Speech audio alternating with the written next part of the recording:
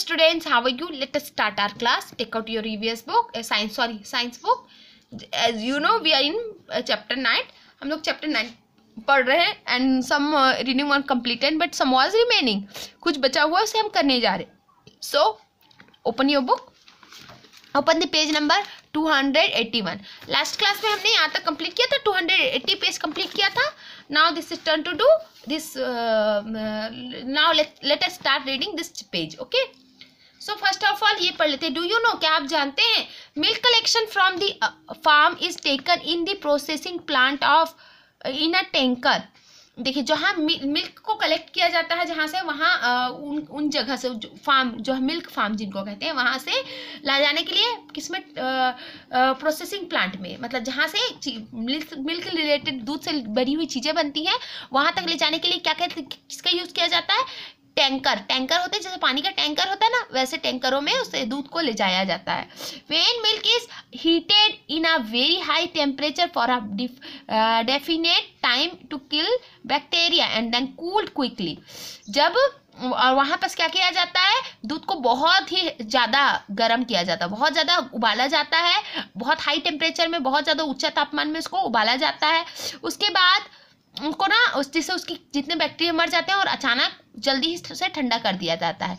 It is known as pasteurised milk, और इसको pasteurised milk कहा जाता है. मतलब जो हम डब्बे में पैक्ड दूध पीते हैं ना, जो हम डायरेक्ट दूध वाले से नहीं लेते, वो पास्चुराइज्ड होता है. मतलब वो बहुत ज़्यादा उबाला हुआ, उसके बाद अचानक ठंडा किया हुआ, उसके बैक्टीरिया वगैरह नहीं होते. ठीक है, चलिए हम आगे मूव करते हैं, आगे पढ़ते हैं. नंदूस फिश फार्म. देखिए, जैसे अभी हमने लास्ट क्लास में क्या क्या पढ़ा, किस टाइप के हमने फार्म पढ़े. पहले देखिए, हमने ग्रोइंग सीरियल क्रॉप्स के बारे में पढ़ा. सीरियल क्रॉप्स में हमने क्या क्या पढ़ा, व्हीट फार्म पढ़ा, है ना, और क्या पढ़ा, राइस फार्म फील्ड पढ़े, खेतों धान के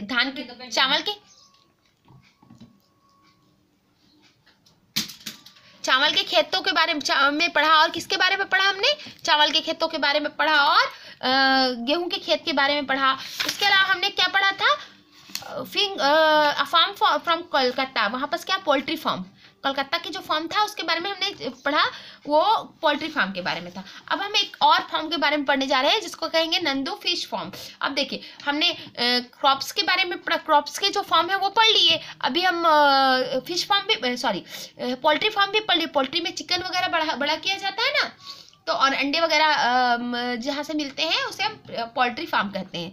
अब हम पढ़ने वाले हैं नंदूस फिश फार्म, नंदू का मछली का फार्म. ये कहाँ है, कैसा है, वो भी पढ़ते जाते हैं. ठीक है, Nandu's fishing farm is located in the coastal areas of Trivandrum, Kerala state है ना, केरल, वहाँ के त्रिवेंद्रम एरिया के कहाँ, तटीय क्षेत्र में, जहाँ पर समुद्र के किनारे में उसका नंदू का फिशिंग फार्म है, मतलब मछलियाँ पालता है वो.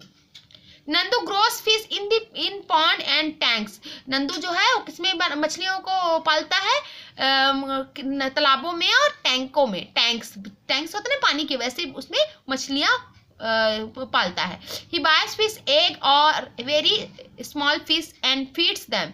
ये छोटे छोटे मछली के अंडे को वो खरीदता है, या छोटी मछली को खरीदता है, उन्हें बड़ा करता है, खिलाता पिलाता है, बड़ा करता है. They grows into bigger fish quickly as they do not have to spend energy in looking for food. और वो मछलियाँ जो है वो जल्दी जल्दी बड़ी हो जाती हैं क्योंकि उनकी एनर्जी वेस्ट नहीं होती अपने खाने को खोजने में, उन्हें खाना सब मिल जाता वहीं. Sometimes the fish is sold in the market as it is. कभी कभी मछलियों को ऐसे ही वो बेच देता है मार्केट में. At other times when Nandu managed to get good quantities of fish, he sells them to a company where the fish are gutted, cleaned and divided into fillets.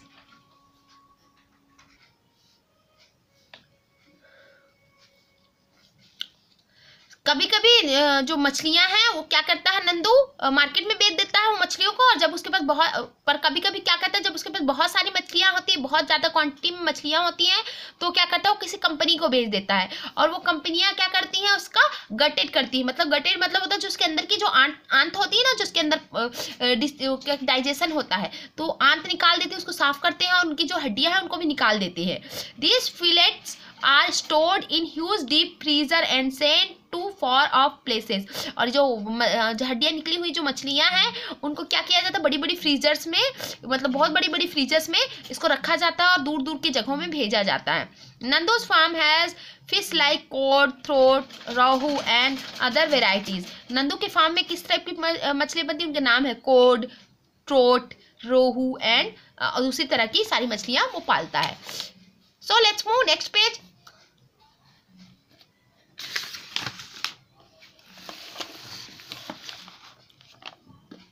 To 282, ठीक है।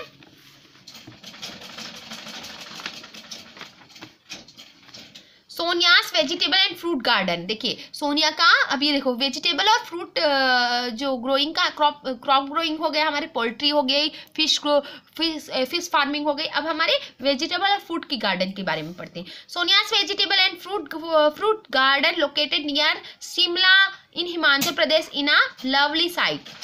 सोनिया का जो वेजिटेबल और fruit का जो garden है वो कहाँ है, शिमला में है, हिमाचल प्रदेश के शिमला में है, बहुत ही सुंदर जगह में है। इट इज लवली साइट मतलब बहुत ही ज्यादा खूबसूरत जगह, दिखने वाली जगह, सीन जगह ना। It is colourful with the wide variety of fruit and vegetables. ये वो क्या है, कलरफुल है, चौड़ा चौड़ा, बहुत सारी इसमें वेजिटेबल फ्रूट लगे हुए हैं, इसलिए वो कलरफुल दिखाई देता है।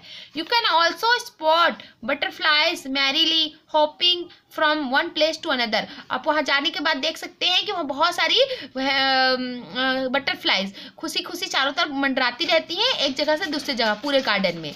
The vegetables that grow here are potatoes, onion, carrots, radish, beet roots, cauliflower, peas ETC। और जो सब्जियां हैं जो उगाई जाती हैं वो हैं आलू, प्याज, गाजर, मूली, बीटरूट, शकरकंद, गोभी, मटर, ये सारी चीज़ें उगाई जाती हैं।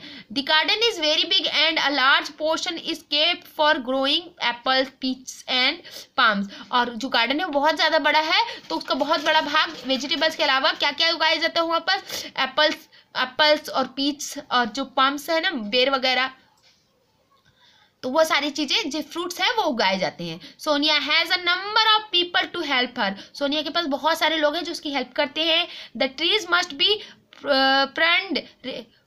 pruned regularly so that enough sunshine is available for the fruit and vegetables to grow well। जो pruned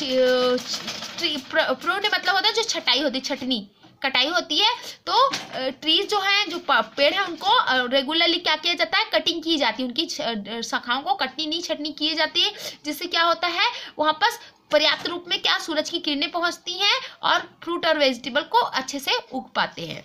ठीक है, ये भी एक बहुत बड़ा प्रोसेस है। वेजिटेबल्स और जो भी है पेड़ों के ना कटनी छटनी होनी भी बहुत ज़रूरी होती है। The fruit and vegetable are grown in rows and trees are kept small.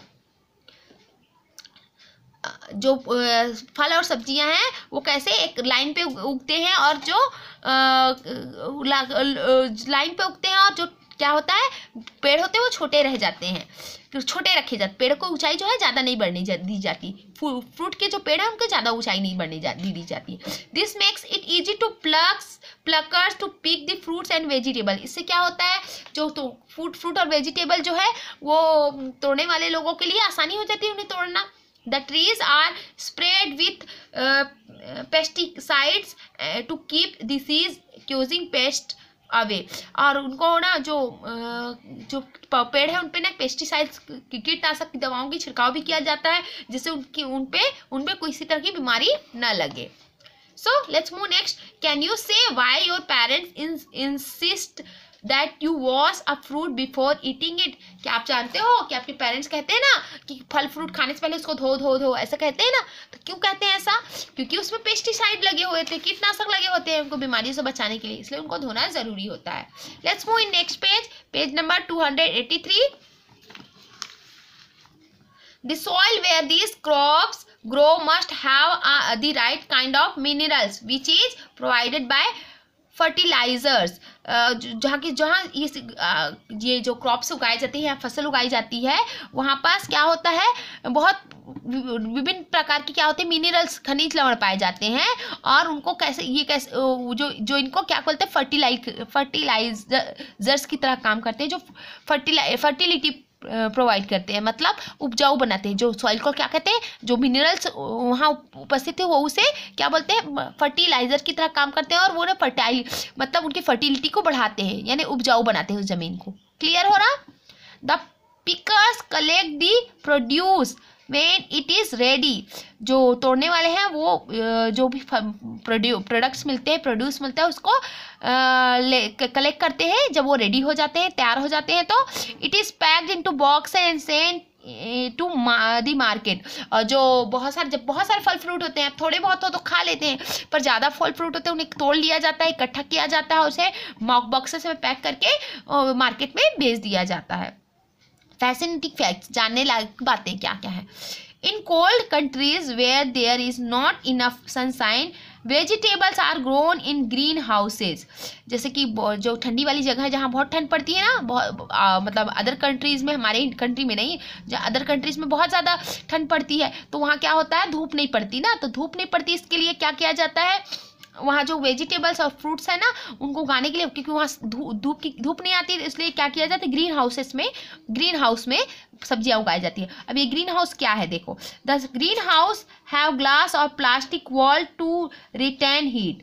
और मतलब ग्रीन हाउस जो होता है एक घर जैसा होता है, उसके अंदर वो ग्लास का बना हुआ होता है या तो प्लास्टिक का बना होता है, जिससे क्या होता है, उसकी गर्मी अंदर ही रह जाती है। In fact the temperature in these green houses can be controlled with the help of computers. और इनके जो अंदर की टेम्परेचर है, जैसे कि देखिए सब्जी हो, वेजिटेबल हो, किसी भी तरह का क्रॉप्स है, किसी भी तरह के फसल उगने के लिए ज़रूरी होता है धूप का होना। अब यहाँ जहाँ धूप नहीं आती तो वहाँ पास ना कंप्यूटर के थ्रू भी जो उनके टेम्परेचर है उसको कंट्रोल में रखा जाता है, जितनी उन्हें ज़रूरत होती है उतना दिया जाता है। The quality of vegetable thus produced is very good. वैसे एक क्वालिटी जो वेजिटेबल्स की होती है वो अच्छी होती है।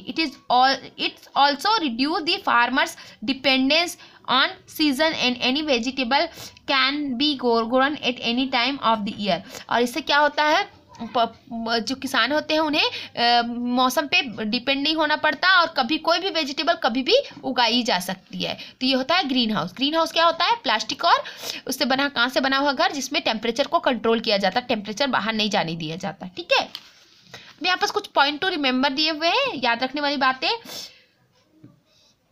Number 1, to meet the need of vegetable, fruit, cereals and eggs, farmer produce them on a large scale. मतलब ज़रूरत को, मतलब सब्जियों की, फलों की और अनाजों की, अंडे की ज़रूरत को पूरी करने के लिए जो किसान होते हैं वो उन्हें बड़े बड़े जगह में उगाते हैं। Number 2, cereals like wheat and rice,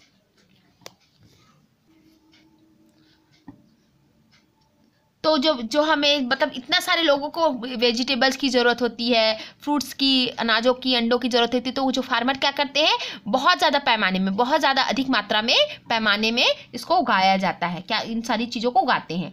number 2 है cereals like wheat and rice are grown in different parts of the country in different seasons by different methods. Cereal अनाज जो है जैसे गेहूँ और चावल, इसको अलग अलग इनको अलग अलग देश के अलग अलग भागों में अलग अलग मतलब डिफरेंट पार्ट ऑफ कंट्री, देश के दूसरे अलग अलग भागों में अलग अलग सीजन में उगाया जाता है। और अलग अलग मेथड भी इसके अलग अलग होते हैं, मतलब तरीके भी अलग अलग होते हैं। जैसे छत्तीसगढ़ में अलग तरीके से अलग सीजन में उगाया जाता है, और पंजाब में अलग तरीके से अलग, मतलब बंगाल में से अलग तरीके से अलग मेथड से उगाया जाता है अलग सीजन में। तो अपना इसका अलग अलग पर्टिकुलर सीजन अलग अलग जगह में अलग अलग होता है। समझ में आ रहा है? नंबर 3, फ्रूट्स और वेजिटेबल्स नीड स्पेशल केयर। जो फल और सब्जियां तो उन्हें ज़्यादा ध्यान रखने की ज़रूरत होती है, स्पेशल केयर करनी पड़ती है। The trees and the plants are pruned regularly to ensure sunshine. और जो पेड़ होते हैं और प्लांट्स होते हैं उन्हें कटनी छटनी की जाती है, जिससे क्या होता है, उन पे सूरज की किरणें रेगुलरली आ सके। Number 4, cattle and dairy farming is done to obtain meat and milk from animals like cow, buffalo, goat, sheep, etc. और जो जितने भी पशु होते हैं, जितने भी कैटल्स होते हैं, पशु जो होते हैं, और जितने भी डेयरी फार्मिंग,